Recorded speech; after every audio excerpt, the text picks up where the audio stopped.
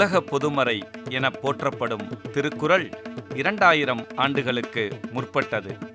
திருக்குறள் 10 கீழ்க்கணக்கு நூல்களுள் ஒன்று. மனித வாழ்வின் மேன்மைகளையும் வாழ்வியல் நெறிகளையும் வகுத்து காட்டிய நூல் திருக்குறள். இது வாழ்க்கைக்கு தேவையான அனைத்து நல்வழிகளையும் கூறுகின்றது. நாடு, மொழி, மதம், சாதி என்ற எந்த வேறுபாடுகளுமின்றி அனைவருக்கும் பொருந்துவதாய் அமைந்துள்ளது. இது குறள் வெண்பா என்னும் பாவகையை சார்ந்தது. இதனால்தான் திருக்குறள் என பெயர் பெற்றது. இது அறத்துப்பால், பொருட்பால், காமத்துப்பால் என 3 பெரும் பிரிவுகளை கொண்டது. திருக்குறளில் 133 அதிகாரங்கள் உள்ளன. ஒரு அதிகாரத்திற்கு 10 குறள்கள் வீதம் மொத்தம் 1330 குறட்பாக்கள் உள்ளன. இந்த அருமையான திருக்குறள் கூறும் அறக்கருத்துக்களை கதை விளக்கங்களோடு கேட்கலாம் வாங்க. குறளும் கதையும். அன்பு குழந்தைகளே, ஒரு திருக்குறளை கதை மூலமாக இன்றைக்கு தெரிந்து கொள்ளலாமா? வாங்க நிகழ்ச்சிக்குள்ளே போகலாம். கந்தனும் குகனும் நல்ல நண்பர்கள். இந்த 2 பேரும் ஒரே பள்ளியில் சிறு வயதிலிருந்து படிச்சுட்டு வராங்க. கந்தன் ஒரு மாற்றுத்திறனாளி மாணவன். குகன் எப்போதும் கந்தனுக்கு உதவியாக கூடவே இருப்பான். அவர்களுடைய வகுப்பில் உள்ள மாணவர்கள் கந்தனை மிகவும் கிண்டல் செய்யும் போதெல்லாம் குகன் தான் கந்தனுக்கு ஆறுதல் சொல்லுவான். கிண்டல் செய்யும் மாணவர்களை கண்டிப்பான். ஒரு நாள் கந்தனும் குகனும் நூலகத்துக்கு போகும் வழியில் கந்தன் அழுது கொண்டே இருந்தான்.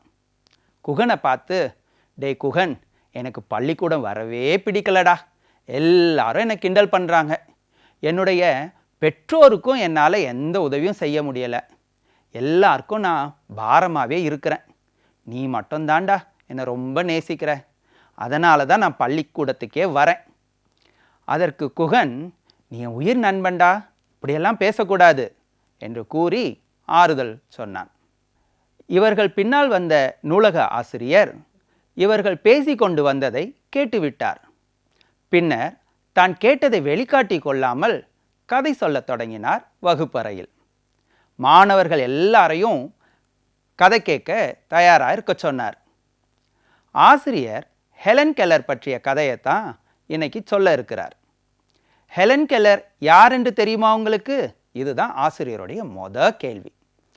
அதற்கு மாணவர்கள் சிலர் தெரியும்னு சொன்னாங்க, சிலர் தெரியாதுன்னு சொன்னாங்க. அதற்கு ஆசிரியர், ஹெலன் கெல்லர் ஒரு சிறந்த எழுத்தாளர், அது மட்டும் இல்லை, அவர் சிறந்த பேச்சாளர், ஆனால் அவருக்கு கண்ணும் தெரியாது, காதும் கேட்காது, பேசவும் முடியாது என்று புதிர் சொன்னார்.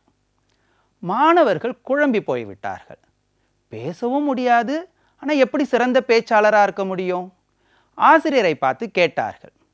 அதற்கு ஆசிரியர், ஹெலன் கெல்லர் 19 மாத சிறுமியாக இருக்கும்போதே கடுமையான காய்ச்சலில் பாதிக்கப்பட்டு கண் பார்வை, கேட்கும் திறம், பேசும் திறம் இவற்றையெல்லாம் இழந்துட்டார்.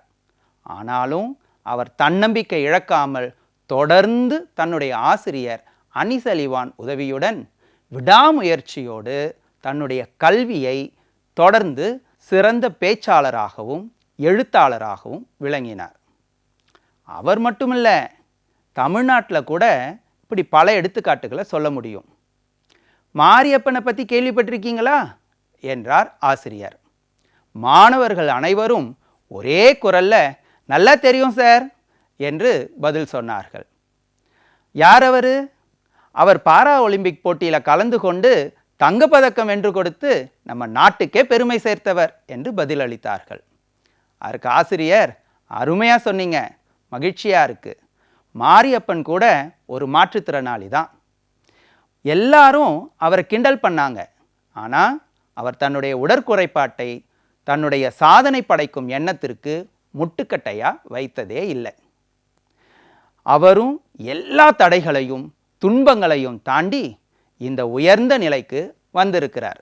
இதைத்தான் வள்ளுவரும் தெய்வத்தான் ஆகாதெனினும் முயற்சிதன் மெய்வருத்த கூலி தரும் என்று சொல்லியிருக்கிறார். அவங்களெல்லாம் படைக்கும் போதே தெய்வம் சில குறைபாடுகளோடு படைத்தது. ஆனால் அந்த குறைபாட்டையும் தாண்டி அவர்கள் வெற்றி பெற்றாங்கல்ல, இதைத்தான் திருவள்ளுவர் மிக அழகாக சொல்லுகிறார். முயற்சியை கைவிட மாட்டேன். இதை கேட்ட மாணவர்களும் நாங்களும் இதே மாதிரி முயற்சி செய்வோம், எங்கள் முயற்சியை தொடர்ந்து செய்வோம், எங்களுக்கு எந்த தடை வந்தாலும் அதை தாண்டுவோம் என்று சொன்னார்கள். பின்னர் ஆசிரியர் கடைசியாக, உழைத்தால் நீ ஒரு வியப்புக்குறி, உழைக்காவிட்டால் நீ ஒரு கேள்விக்குறி என்ற சொற்களை மனத்தில் வைத்துக்கொண்டு உங்களின் திறமைகளை வளர்த்து கொள்ள வேண்டும் என்று கூறி முடித்தார். இதை கேட்ட கந்தன் அன்றையிலிருந்து தன்னுடைய உடல் குறைபாட்டையும் கேலி சொற்களையும் பொருட்படுத்தவே இல்லை. அவனுடைய ஓவியம் வரையும் கலையில் தினமும் நல்ல பயிற்சி மேற்கொண்டான். பள்ளியில் நடைபெறும் அனைத்து போட்டியிலும் கலந்து கொண்டு வெற்றி மீது வெற்றி பெற்றான். மாவட்ட அளவில் நடைபெற்ற ஓவிய போட்டிகளில் முதலிடம் பெற்றான். அதற்கு பின் எல்லா மாணவர்களும் கந்தனுடன் அன்பாகவும் மதிப்பாகவும் பழக ஆரம்பித்தனர். இதைத்தான் திருவள்ளுவரும், தெய்வத்தான் ஆகாதெனினும் முயற்சிதன் மெய்வருத்த கூலி தரும் என அதிகாரம் 62 ஆள்வினை உடைமையில் குறள் 619 பதிவு செய்கிறார். இதனுடைய பொருள் என்னன்னு தெரியுமா? பார்ப்போம்.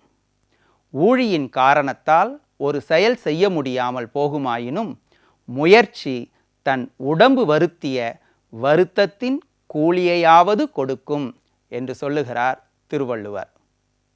அன்பு பிள்ளைகளே, இந்த குறளும் கதையும் உங்களுக்கு பிடித்திருக்கும் என்று நம்புகிறோம். இன்னொரு குறளோடும் கதையோடும் அடுத்த நிகழ்ச்சியில் சந்திப்போம். நன்றி, வணக்கம்.